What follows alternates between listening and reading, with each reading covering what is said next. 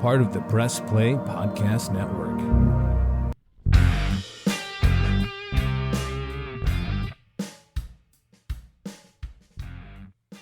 Hello and welcome to the Ball Card Show. I'm Jason Otero. I'm Gary LeMaster. And this is the Sports Podcast. For the Sports Collector. We're glad you're here. We're glad you're tuning in. If you hear it in the background, I just want to remind you.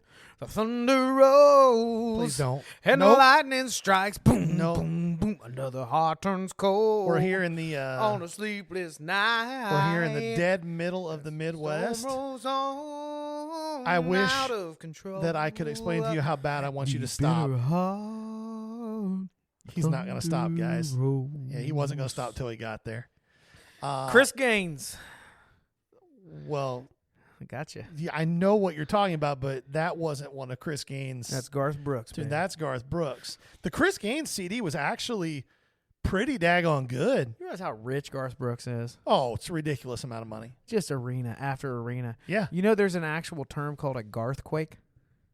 No, I'm not aware. His Do fans only women go experience so loud. No, I can verify.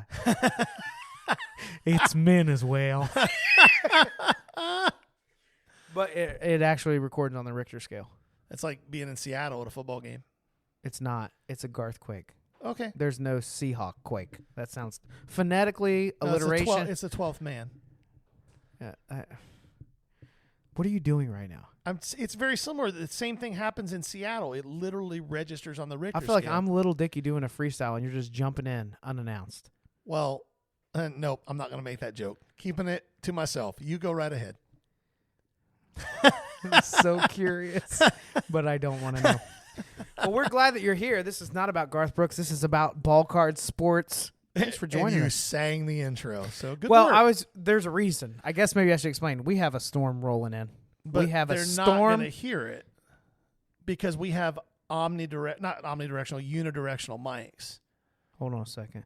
I'm telling you right now, if somebody hears thunderclap, Nobody hears I want thunder. a comment on the Facebook page. Okay. That They don't Gary hear was it, though. wrong once again. Never. Deep in her heart. Make it stop for the love of rolls. God. Just be glad there's not like a bull running around the backyard where I'd be singing, it's bulls and blood, it's dust and mud, it's a roar of a Sunday crowd. We're losing our audience. Yeah, Press Play Podcast Quickly. Network, thank you for agreeing to this contract. So let's just jump into some recent pickups. Have you picked anything up lately? Nothing crazy. I picked up a couple of Grayson Rodriguez base first Bowman autos from 2018 Bowman Draft. If you're not familiar with Grayson Rodriguez, he's the #1 pitching prospect in minor league baseball. I'll be surprised if he isn't called up within the next few weeks. The dude is filthy. I mean, if you look at his fan graphs, he's got 5 pitches. 4 of those pitches are rated 60 or better. His changeup is filthy. His fastball is filthy. He throws a dirty slider. His curveball is probably his weakest pitch, and it's a 60, and it could get to a 70. I mean, just his Fangraphs numbers tell us he's basically the best pitcher of all time. Like, Say it's less. filthy.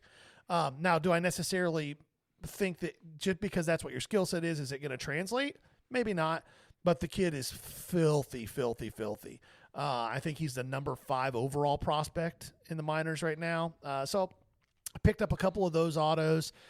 Picked up a couple more Pete Crow Armstrong short prints. That kid is filthy as well. He's a little bit old for the level, but he missed all of last year recovering from an injury. So my guess is he'll get promoted. He'll probably end the year in AA. This year would be my guess. Yeah, that's about it that I like specifically picked up in the last week or so. I didn't do a whole lot, but I did buy some retail. Yeah. And it's a product that I don't normally buy a lot of, but there's an insert in here. It's the Heritage Megas, the retail Megas, and they have these sparkle inserts, which I was really, I mean, obviously you're hoping for like a Wander on this one. Yeah, Walmart's blue, Target's red. Yeah, it's gorgeous. Yeah, they're cool cards. They're very cool cards. I want to pick up a Trout, Gleyber Torres, and Buster Posey. Buster Posey, yeah. So, but that set, if you are a set builder, old heads, People have been doing this a while. Dad. Like Heritage Baseball has so many different sets that you can build in the product. Yep. High number, logo variation. And it's affordable. It's an affordable product, yeah. And there's so many different short prints, inserts. You can have a heyday with it. And I'll say this till the day that I die. If I get struck by lightning with this storm, let it be known that I said this. I love how Heritage feels in the hand, the old school card stock. Yeah, for sure. I mean, they're replicating whatever year from historic Topps baseball. This year, I think, is 73. Yeah. So tons of cool inserts, a lot of sets to build. So I ripped some of that. It's not been easy to find those megas, actually. I think a lot of people are onto it. And then the other thing I'm most excited about is I bought back from you a card that you bought for me. Yeah. This Clemens signature sensational signatures is Upper Deck. Yeah, 2003. And it's numbered to 99. Yeah. That's just a really cool card. And I think I did it on a trade. You did? What did I trade for? Do you remember? I don't remember. But I bought it back. I do remember. It was Joe Burrow and Justin Herbert slabs, one of each. That was part of the trade. Yes. It was a multi-trade. It was a multi-trade. Yeah. The only downside was that Clemens it graded a 9, but it was the old school GMA slabs. Yeah. It looked like do you remember the paper that came off the printer where you pulled the tabs off on the ends? Yes. It looked it looks like punch out paper. It's terrible. Yeah. Anyway, I was excited to pick that up. And that was on Whatnot. You jumped into Let's talk about Whatnot that. Stream. Yeah. So we are on Whatnot. We are. We ran our first show last night. If any of you are listening and jumped into it, awesome. If you didn't, make sure you keep an eye open. We'll always announce on Facebook when we're going to go live. It's such a cool platform. It really is. Jason had not used it before, and so last night was his first exposure to it. And it's just a lot of fun. And it's not just sports cards on there. Like whatever you collect, you can find somebody that's running live. If you collect Garth CDs. If you collect Funko Pops. Yeah.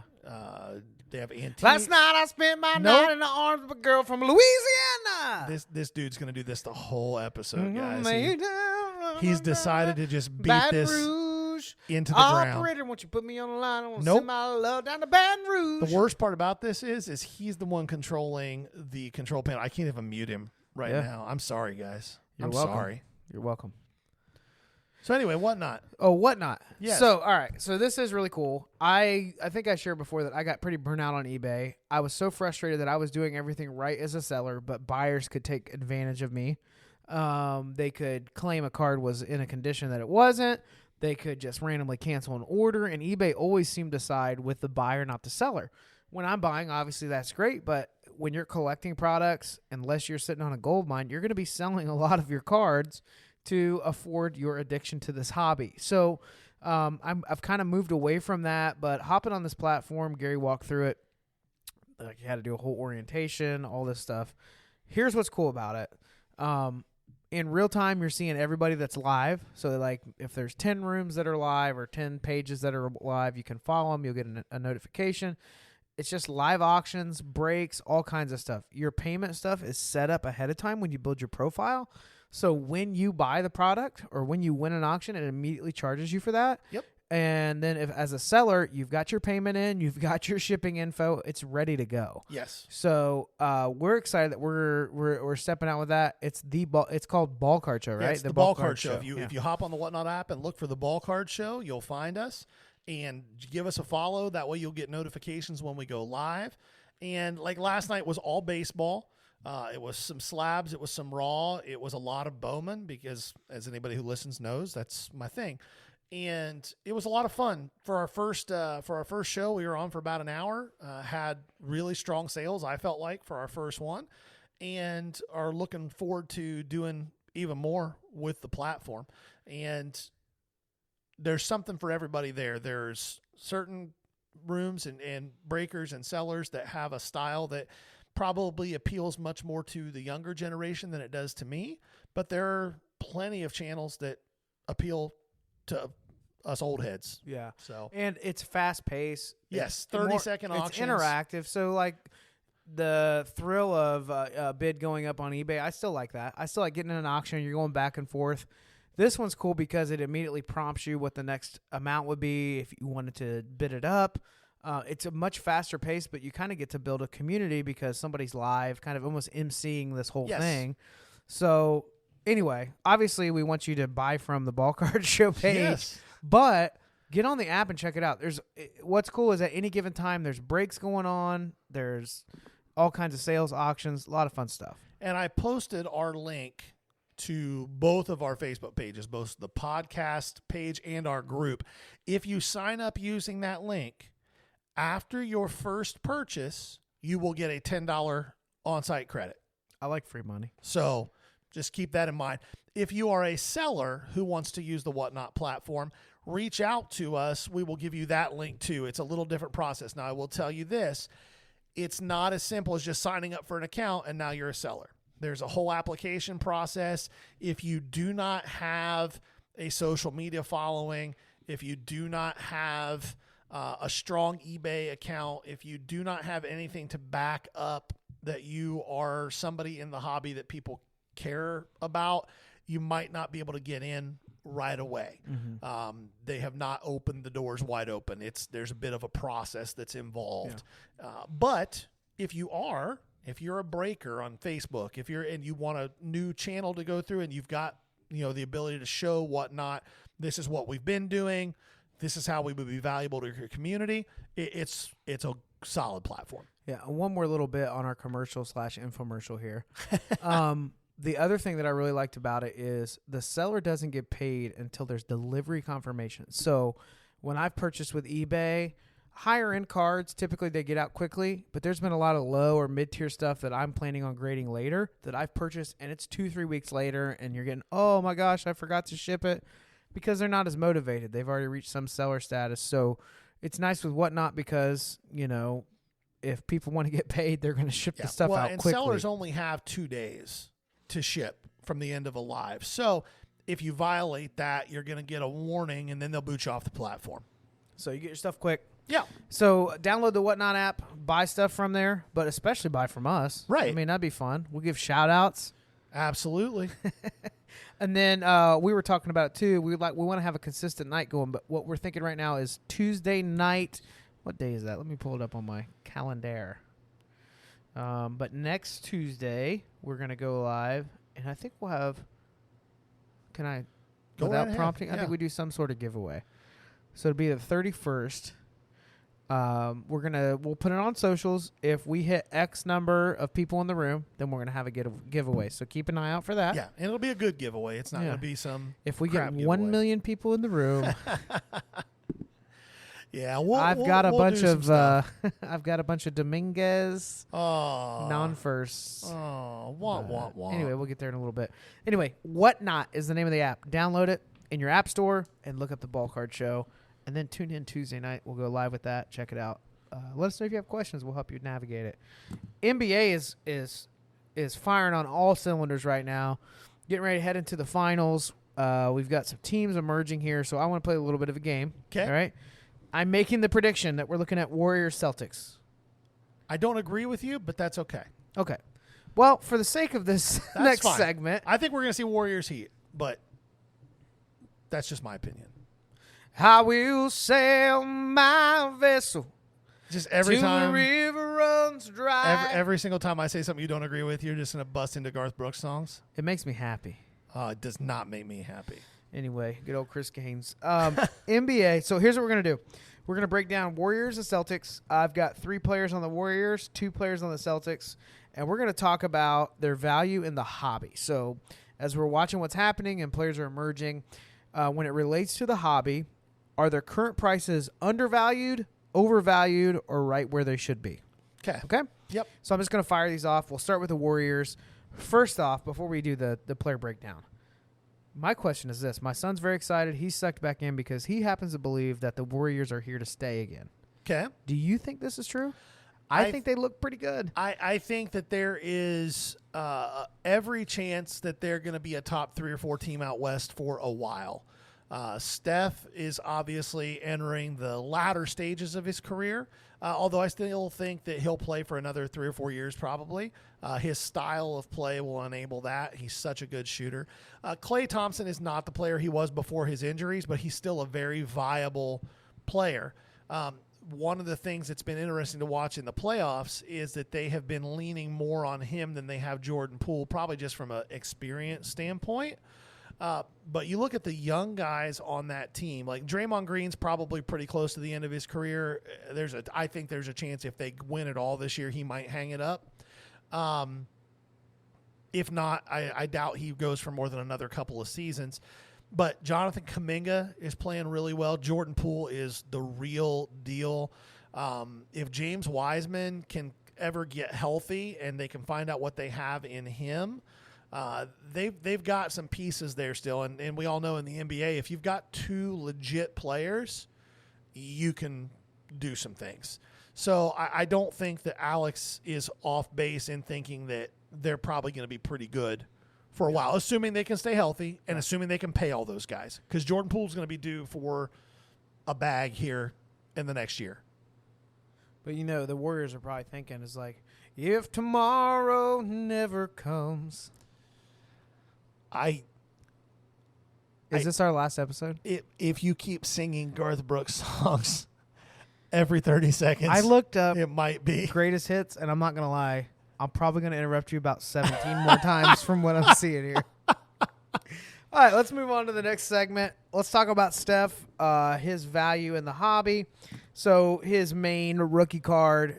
So here's kind of the baseline. So we're looking at rookie cards, We're looking at rookie cards. We're looking at PSA 10s. So we have to have some sort of standard. So base. Yeah.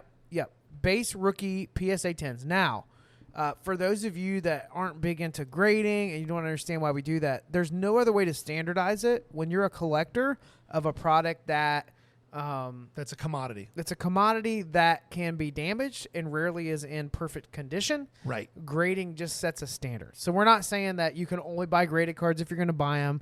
There are players like Steph where you could buy a low grade and it's still a good hold over the long period because of who they are. But we're going to talk about PSA 10s with everybody. So the first one, most expensive person to get into, that is featuring in the finals, Steph Curry. Right now, his Topps PSA 10 rookie 2009 is Topps PSA 10 is $10,000. $10,000. And now, it's only a Pop 365.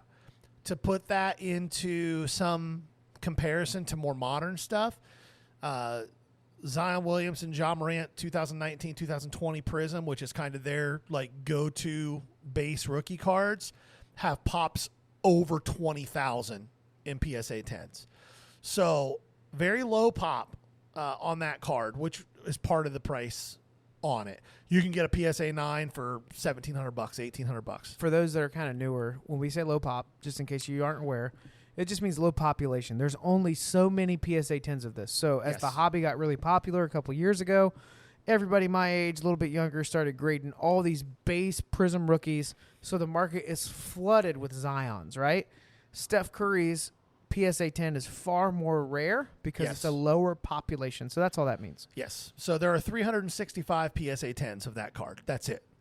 Like if I had 2 PSA 10s of Steph Curry, I'd probably be like, bring me 2 pina coladas. This is never going to end. Gotta have This is going to be the shortest episode that we have ever done because I'm just going to leave. Let's set sail. Okay, I'm done.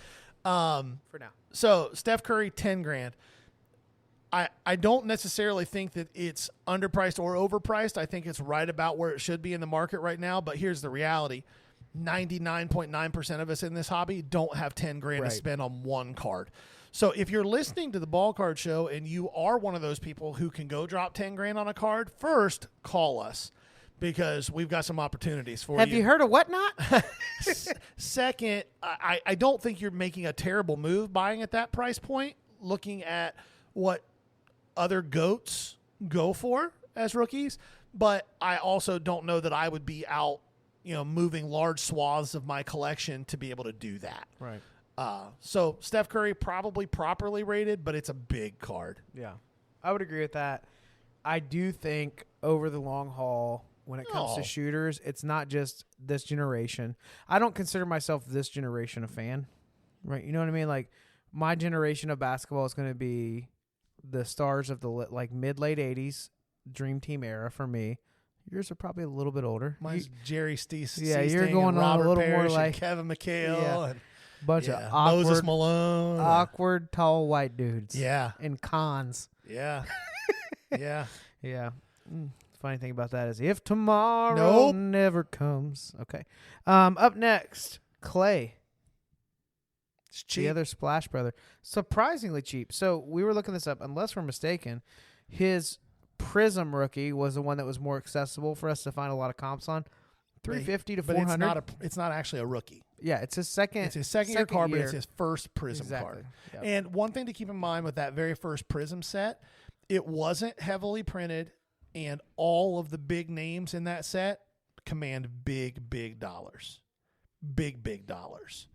So keep that in mind. His actual, what's considered his flagship rookie is his 2011, I can't even talk.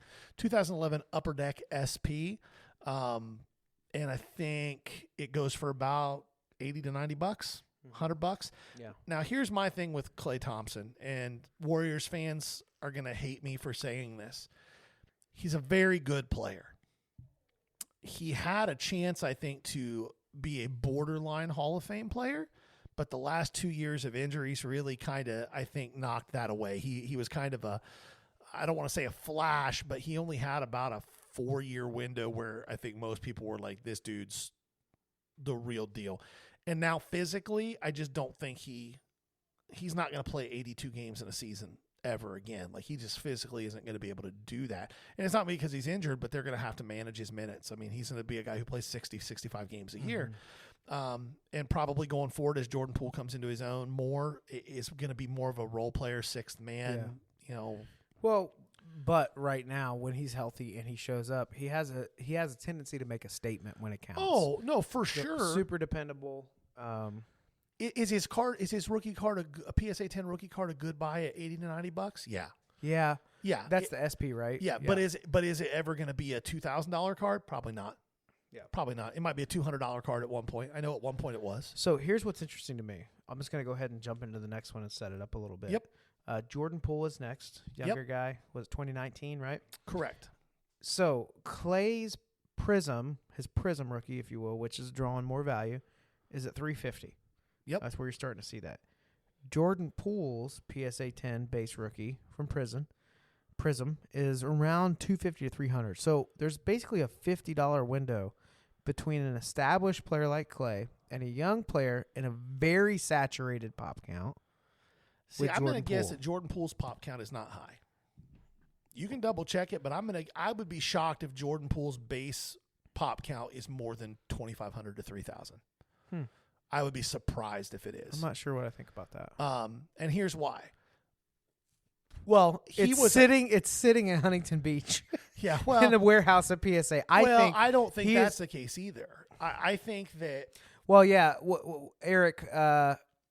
You could pass. What Eric Pascal? He was the one. He had a way more. He was high the pop one count. that Yes, everybody from was that sending year. from that year. Jordan Poole is a dude who was in the G League for the almost entirety of his rookie year. Did you say G? I did. Like Studio G? No. And then some last of God's year, greatest gifts are unanswered. Well, if God would answer one of my prayers right now, it would be great. Would I walk out of this basement? Or at least be struck dumb for the next 30 minutes. Oh, I've been dumb for 36 years. I mean, like Helen Keller dumb. Oh, boy. I wasn't talking about standing outside the fire. This is the worst. Everyone hates this so much, but I guarantee you, I got family members that are laughing hysterically right now. Oh, man. So Jordan Poole is a guy who you could buy his rookies for $0.25 apiece. His Prism rookies for $0.25 apiece his rookie year. He was an afterthought. He was nobody ever thought he was going to be anything. And then last year when Steph got hurt, he was forced to play, and all of a sudden it's like, oh, well, this cat can shoot a little bit. Yeah. Oh, this dude can attack the rim a little bit. And then this year he just turned it to a whole new level. But $250 to $300 on a PSA 10. Yeah, but 2019. Yes, but remember, do you like that? The question is that I do. I actually do like that. Under accurate? I think it's about accurate, but I also think it's a decent buy. you think it's more of a short flip or a long hold? I think it's more of a 12 to 18 month. So that's a little shorter term. Yeah, I think it's more of a 12 to 18 month turn. And at that point, you're going to know, is this a 10-year hold or is it a let's move it around a little bit. His silvers, I think, are going for about 470, 450, 470. But I know we're just talking about base.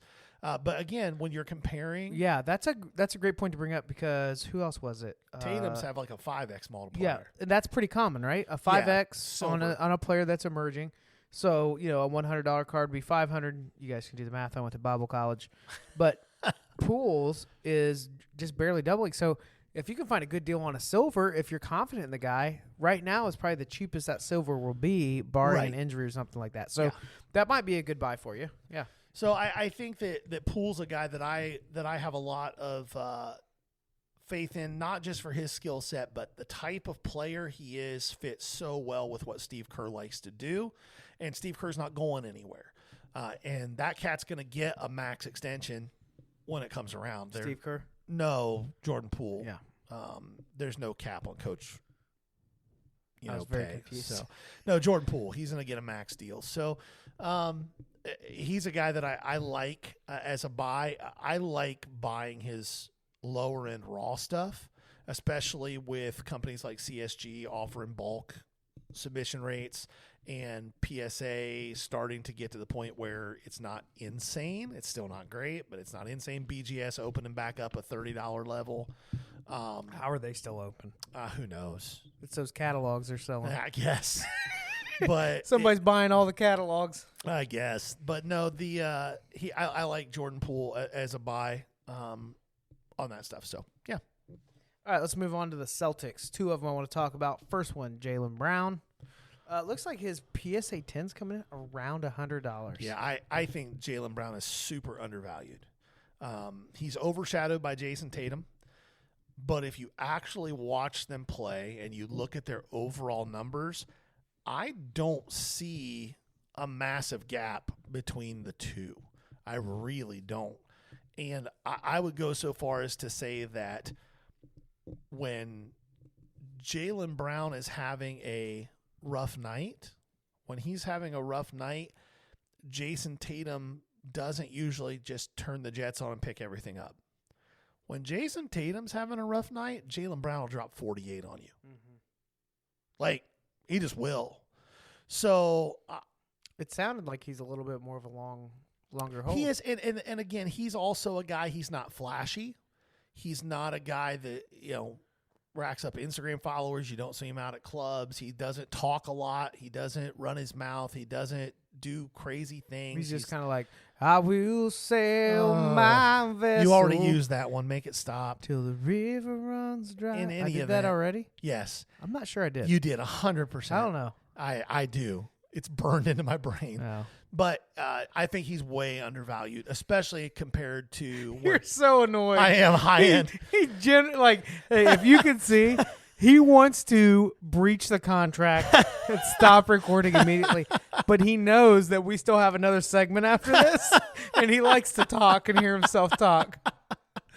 So compared to Jason Tatum's prices, I think that Jaylen Brown is an absolute steal. You can pick his stuff up, especially if you can find something, a PSA 10 for under $100. Jump on it with both feet. All right, Tatum. 250 to 300 on the base PSA 10 Prism. Yeah. And what's his silver going for? $4,000? Shoot, I didn't write it down, but it was 20. Oh no, it was like 20. Yeah, $2,000. $2,000. 18 to 22, 18 to somewhere 2. in there. And a month ago, you could buy that for $850. So Tatum is a guy who has a lot of star power. I mean, he was first team All NBA this year. It's his second All NBA selection. He was third team a couple years ago. The dude can play. He is a volume shooter. He's a guy that is gonna have a stat line, and he's gonna do it with some pizzazz and some flair, which the hobby likes. He's also a dude that is capable of going out and shooting 2 for 30 on a night and won't stop shooting. So you see that from him too. But his base Prism being at $230, $240, if you buy it at that price point, You either are buying it right now saying the Celtics are going to win the title and I'm going to sell it for $400 the day after they win, or you're buying it and saying I'm going to hold it for a year and see what happens next year. Right. So you said you don't think this is going to be the finals matchup. I think the Heat are going to come back and win that. Think the defense gets it done? I think the defense gets it done. I think that I have so much respect for Jimmy Butler as a player. I like him. I think he might be the most likable NBA player right now. He is such a competitor.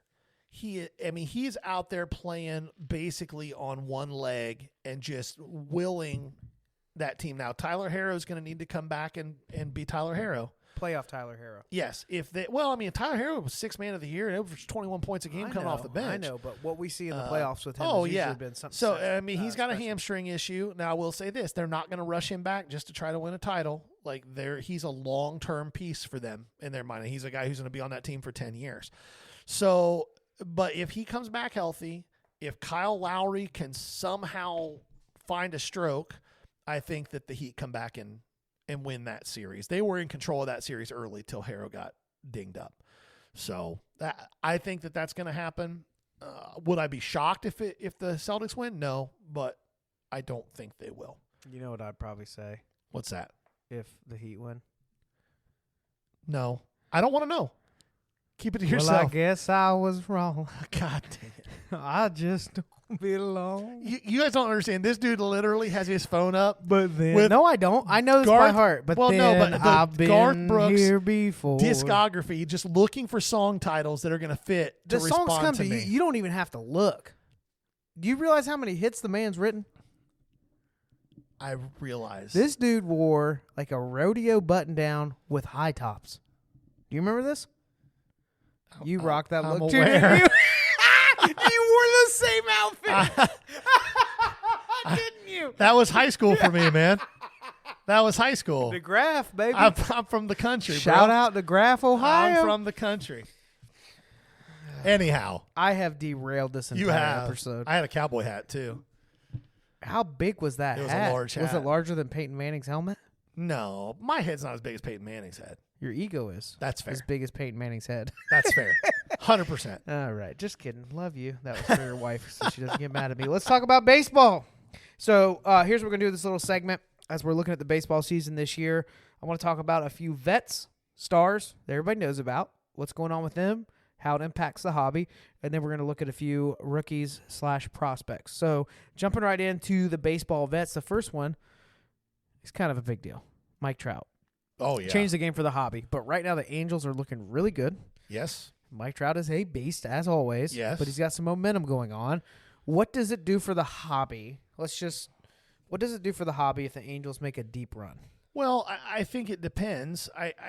With Mike Trout, two things occurred. Last year, him getting hurt and missing most of the season, his stuff dropped by 30%, 35%, and it hasn't really rebounded yet.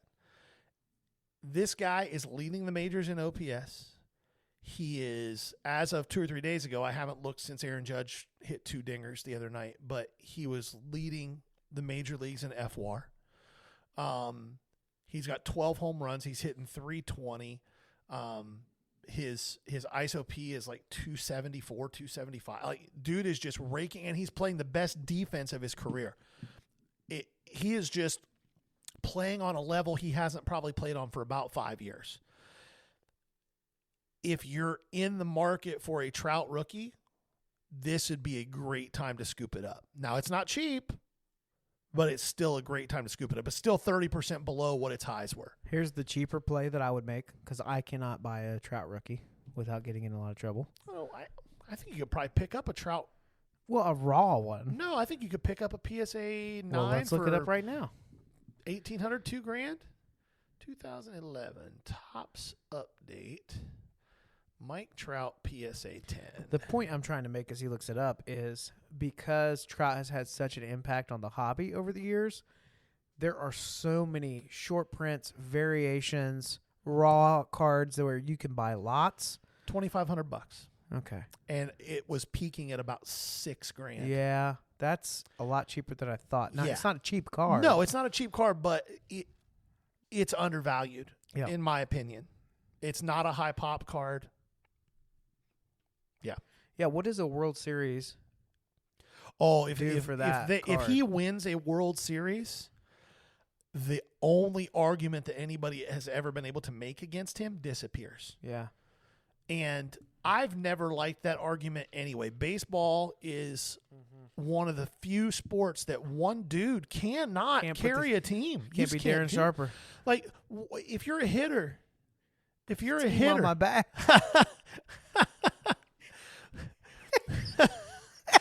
So I wasn't ready. That was solid, but I wasn't Gotta ready do this for it. Madden.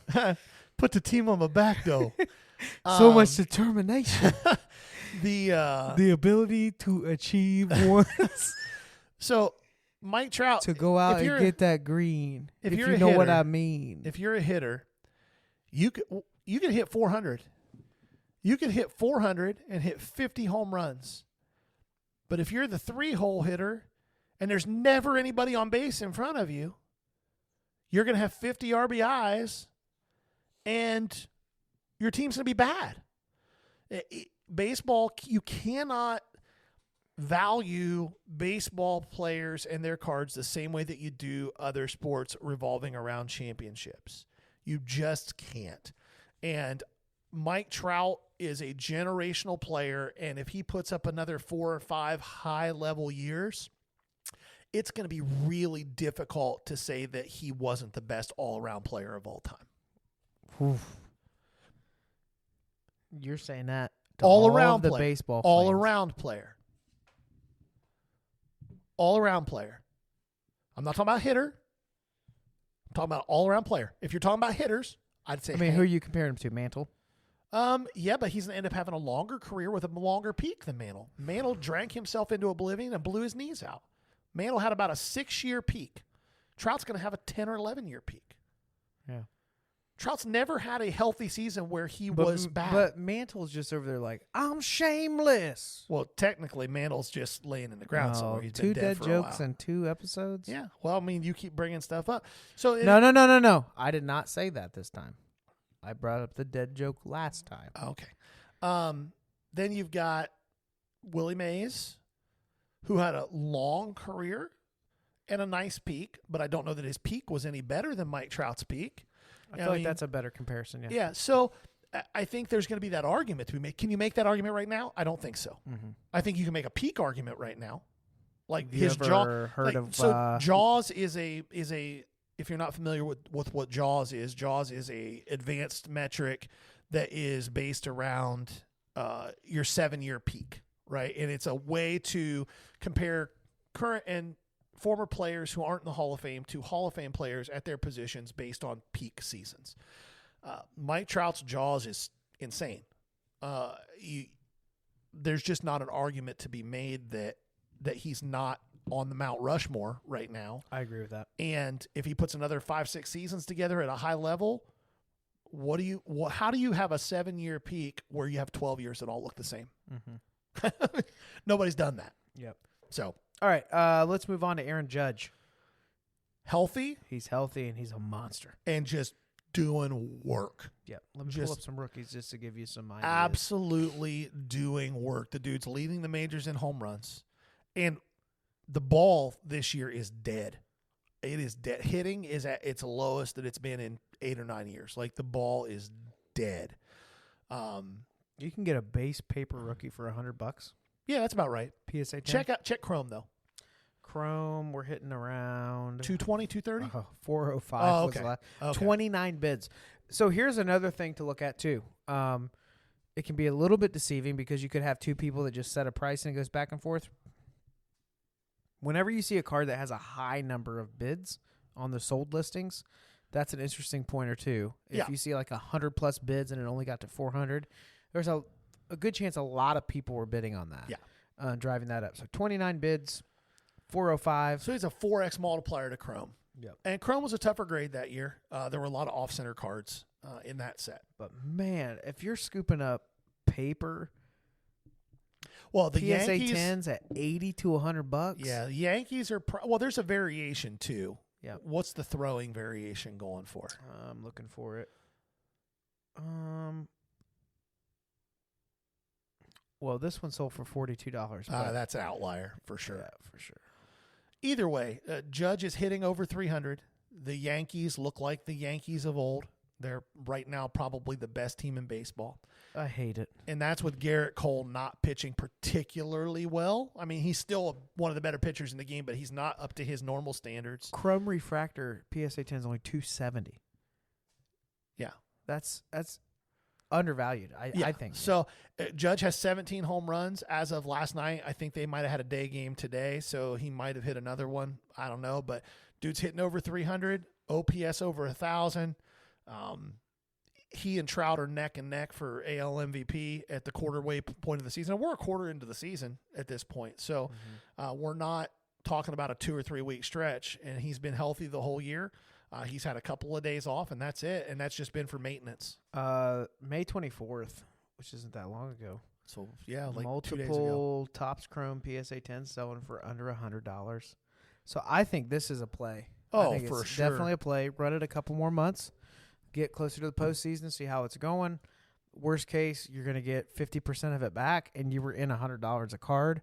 Yeah. Judge is the kind of guy where if I'm doing a flip, I'm buying a few of these graded at a 10. Oh, for sure. And then I'll move those as we get closer to the playoffs or see what happens.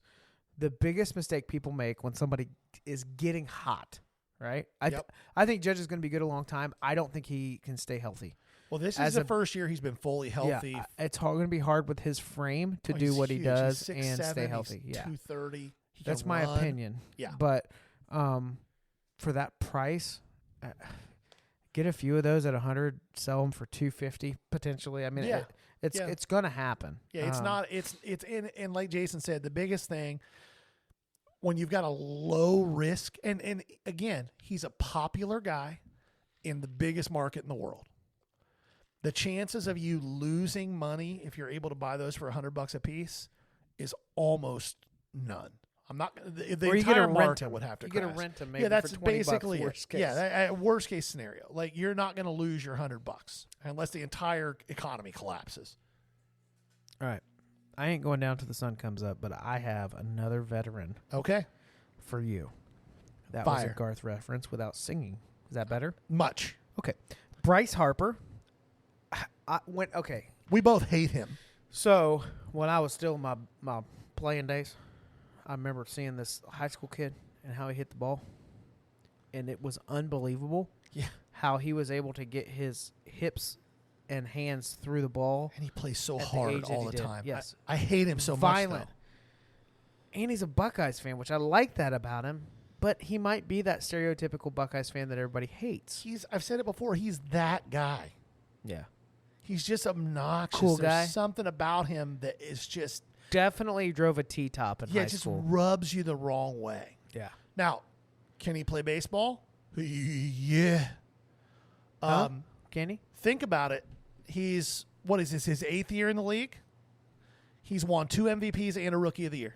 Not bad. He's off to another great start, hitting over 300 on a team that's nothing but offense. They're terrible on defense. And he's got some lineup protection around him now.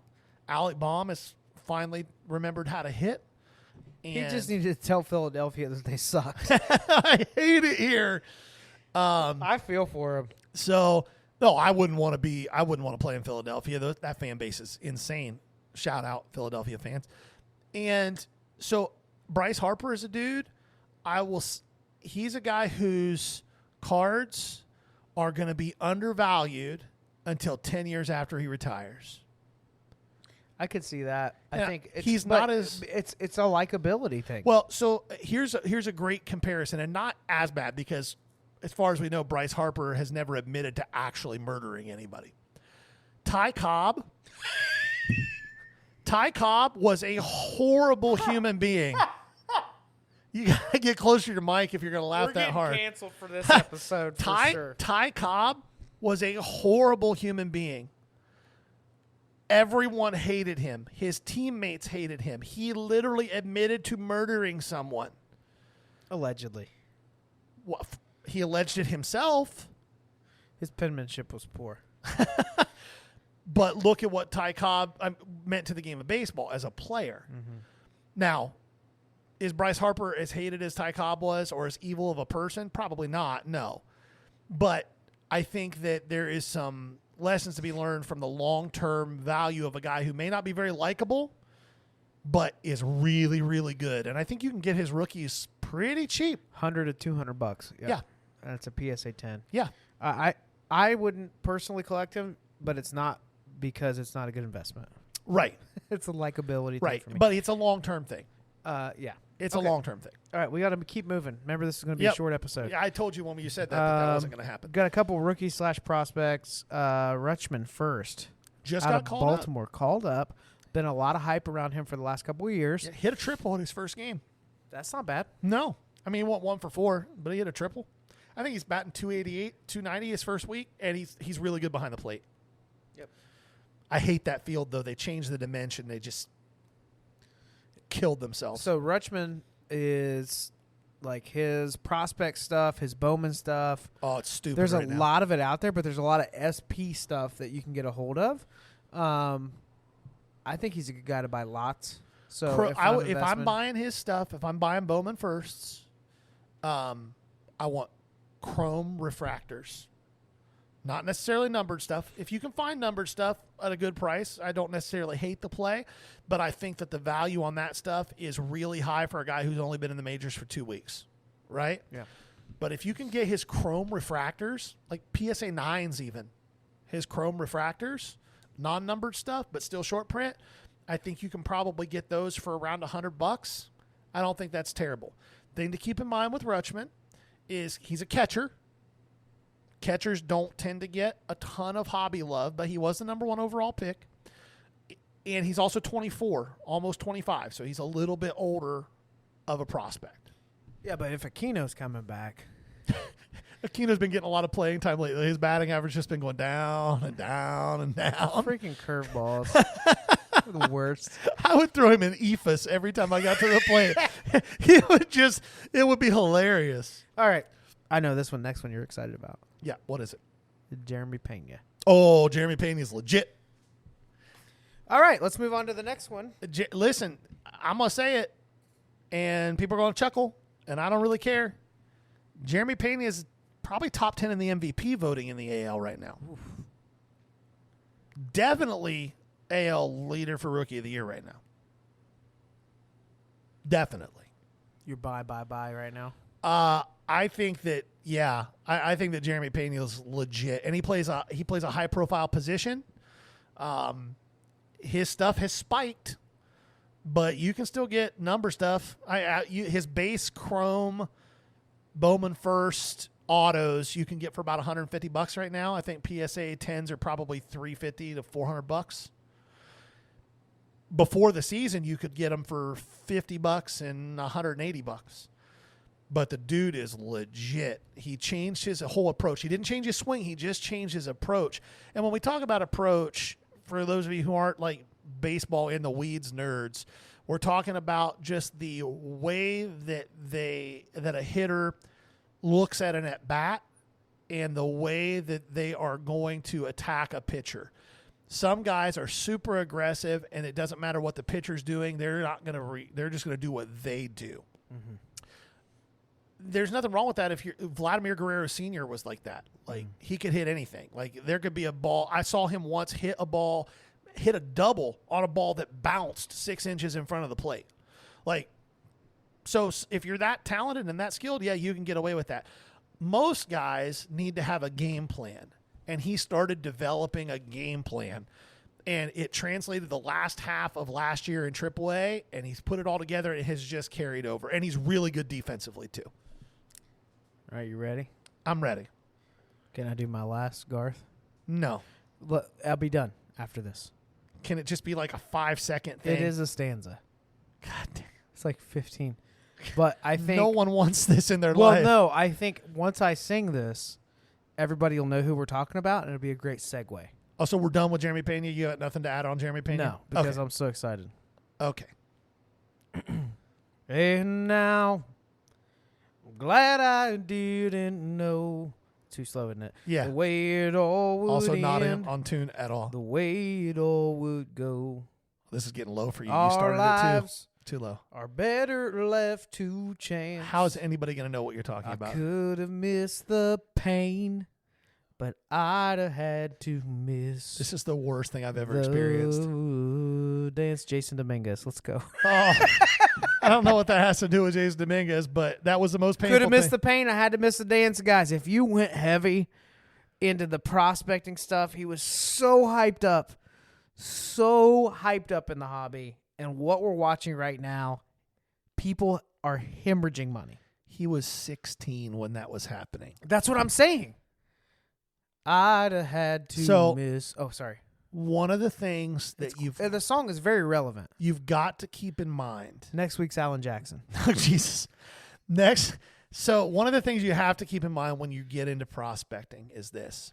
And I actually was telling Jason, I had somebody reach out to me this week asking about baseball and prospecting and how to get into it, because people are always just blown away when I explain to them that I've never lost money ripping Bowman. And I haven't. Literally, I've never lost money ripping Bowman. Sometimes it takes a year or two to get your money back or make a profit, but that's how prospecting works. If you're going to actually get into prospecting, you have to commit to it. You can't buy one box. No, and you have to actually study baseball. And you've got to study these guys and actually read scouting reports and not just go off of what hype is. That's how people get burned on kids like Jason Dominguez. You know how many Jason Dominguez cards I bought in 2020? I don't. Potato. What's that in America? None. It's a zero. I pulled Jason I Dominguez don't know cards. if anyone else says potato for zero. And I sold them. So I think the problem is a lot of collectors, as his Bowman First and everything was coming out, were getting into the hobby. A lot of new people getting into the hobby. Yep. Bowman was released, and this was what, 2019, 2020? Which one was it? 2020. 20. Stuff's flying off the shelves. Anything licensed is Rutschman was reselling 19. for more, right? Yeah. Baseball is a product where your rookies, you are not going to see, unless you're hitting rare cards. If you don't sell right away, you're not seeing anything for 5 years. Right. 4 years? Maybe. You have those random rookies like Aaron Judge's rookie But where he a hit 52 home runs. 16-year-old kid, Well, yes. you're not going to see No. anything until he's 19, 20. Anybody in baseball, every interview I heard where they were talking about him, any podcast I listened to that was hobby-related, every single expert says this guy's not going to see the big show, if he does, Until 2024, for 2025. 3 or 4 or 5 years. Yeah, probably 5. So, for those of you that went in on base stuff, graded stuff, sell it or hold it for a long time. Well, and it's really important to also understand baseball is a sport unlike any other. Say it again. It really is. You can have loads of raw talent. And there's no question, even now, when the kid is struggling like crazy, when you watch him at the plate and he's not in his own head, especially from the left side of the plate, you watch the swing and you're like, man, there's something there. It's pure, yeah. Man, there's something there. But boy, baseball is a game that if it gets in your head, if you can't mentally be okay with failing 7 times out of 10, Which is good. that's a Hall of Fame player. But not everybody can do that. And when you've got that much hype on you and that much expectation on pressure, you yeah. and that much pressure before you've ever played an at-bat of professional and you're still ball. a kid. Yeah, you should be a junior in high school. Right? What should you be doing? So that's the risk you take. So it's the same thing I've said dozens of times on this podcast when it comes to baseball prospecting. Every release, if you hit the big names, sell that stuff immediately. Immediately. Because even if they're really good their first year, the prices are coming down. Marcelo Mayer, 2021 draft. When was 2021 draft out? 5 months ago? Yeah. His stuff's down 30%. And he's balling. He's balling in low A. But the hype is down.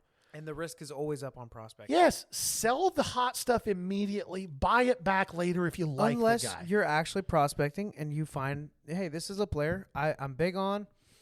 What I like to do is I'll look for these ones where their first autos are pretty cheap, but I've heard a little bit about them and say, oh, is this way undervalued? Let's scoop up a lot of them, or 3 or 4, or a few slabs already. The risk is so low when you're getting in at a low entry point on this, but these guys that are hyped, they have to deliver. Law of averages says everybody that gets hyped is not going to be good. Yeah. Well, and baseball is a sport that if as a hobby person, a collector, you can't let yourself be outcome oriented any more than a player can. I was listening to a hitting coach the other day talking about this and saying that the goal in each at bat is to make as solid of contact as you can. It's not about the outcome. And he shared a story because he used to be Joey Votto's personal hitting coach. And he said, I once asked Joey what his best day at the plate was in the majors. And his response was, he rattled off a game and he was like, how did it go? And he went, I went 0 for 4. And the guy was like, what? And he was like, yep, I went 0 for 4. I hit 4 straight line drives 330 feet into dead center. Put the barrel on the ball solid 4 straight times. He wasn't outcome oriented. It wasn't about whether he got a hit or not. It was, did I do the very best with the pitch that I could do? Yep. And as collectors, you have to think that way sometimes too. And chasing after the hype will usually end in your wallet getting burned. Yeah. You're much better off to actually do some research and study. Look at like Fangraphs. Look at what barrel rates are. Look at what their hard hit rate is. Look at what their outs above average are. Like, look at those things because long term, and baseball is a long-term sport, those things will always result in good end results over time. Yeah. I think you can. That was probably really deep in the weeds. Yeah, you should drop the mic right now. Yeah. I've run out of Garth songs, so I think we're done. Thank Jesus. Thank you. That reminds me of a song. Nope. All right. Well, that's it. This has been the Ball Card Show, the sports podcast. For the Sports Collector. See you next week. Peace.